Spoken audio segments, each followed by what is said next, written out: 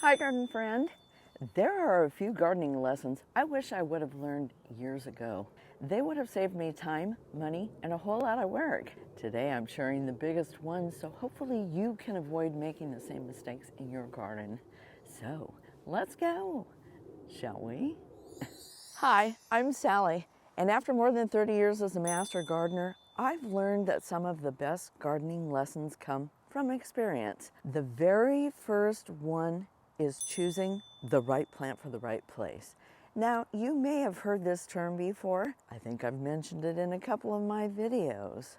But it's easy to fall in love with a beautiful plant at the nursery. But if it isn't suited to your growing conditions, it may never thrive. You see, early on in my garden journey, I was just like a lot of gardeners. I'd see something blooming beautifully, fall in love with it, and then try to figure out where to put it. Sometimes that actually worked, and sometimes it definitely did not. Now I do the exact opposite. Before I even think about buying a plant, I look at the location. How much sun does the area actually receive? Does the soil stay moist or does it dry out during the summer? Will this plant have enough room to grow? Will it be happy here 5 years from now? I've learned that choosing the location first and the plant second is actually one of the smartest gardening decisions you can make. This lesson probably cost me more digging than almost anything else. That tiny 1-gallon shrub looks so innocent sitting on the nursery bench. You think, oh, that'll fit perfectly. Fast forward several years, now it's crowding the sidewalk, growing into another shrub, or blocking the view from your window. I've had to move perfectly healthy plants, not because there was anything wrong with them, but because I didn't think far enough ahead. Now, whenever I buy a shrub, I picture what it's going to look like in 5, 10, or even 15 years from now. My future Sally always appreciates that decision. Look at this western hemlock right here. I planted it from a quart-size pot. Now look at it. It's beautiful. And before we go any further, if you'd like my free 4 Seasons garden checklist, you'll find the link in the description below and in the pinned comment.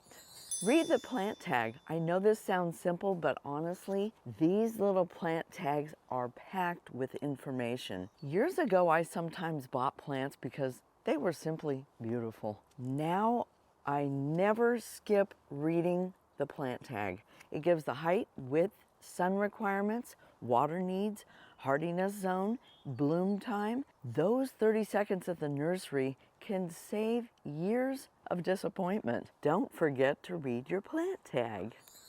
For years, I planted my garden around spring flowers, and then I started asking myself something different. What will this garden look like in January? That one question changed everything. So now I think about evergreen shrubs, interesting bark, winter berries, seed heads, texture, fall color, and winter color. A beautiful garden doesn't disappear in winter. It simply changes. Now here's one I think almost every gardener has done. Planting too close together. We've all wanted that full, lush look right away. I certainly have.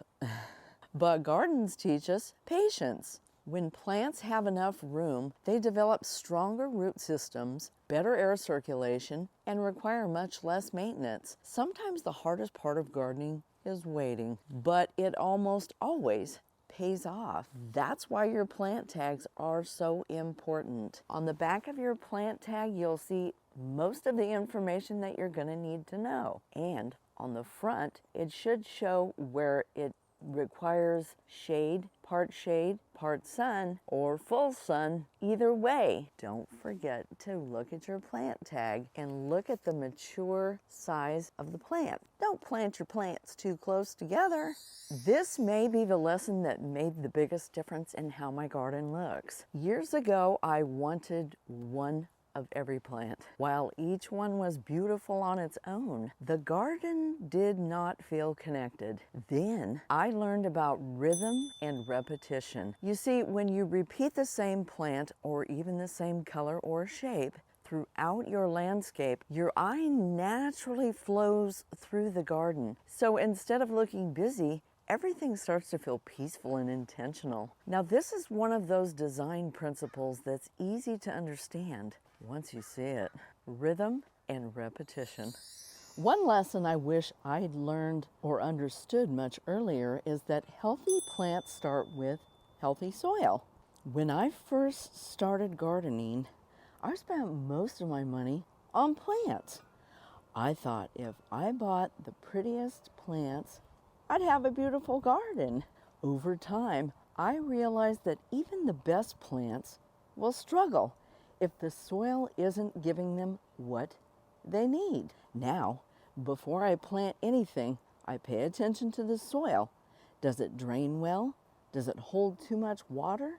Would it benefit from compost or organic matter? Improving your soil isn't nearly as exciting as buying a new plant at the nursery, but it's one of the best investments you can make in your garden. Healthy soil encourages stronger roots, it helps plants tolerate summer heat, and it often means you'll spend less time watering and replacing plants.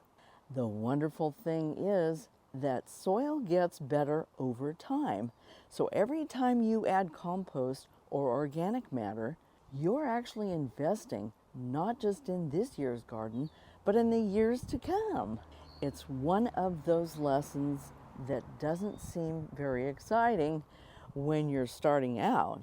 But after a lifetime of gardening, I've learned it's one of the most valuable lessons of all. If you're enjoying these practical gardening tips and you'd like more ideas to help you create a beautiful garden without wasting time or money, I'd love to have you subscribe and join Sally's Garden Society. I share new gardening videos every week. And don't forget to think long-term with trees and shrubs. Trees and shrubs become the framework of your entire landscape.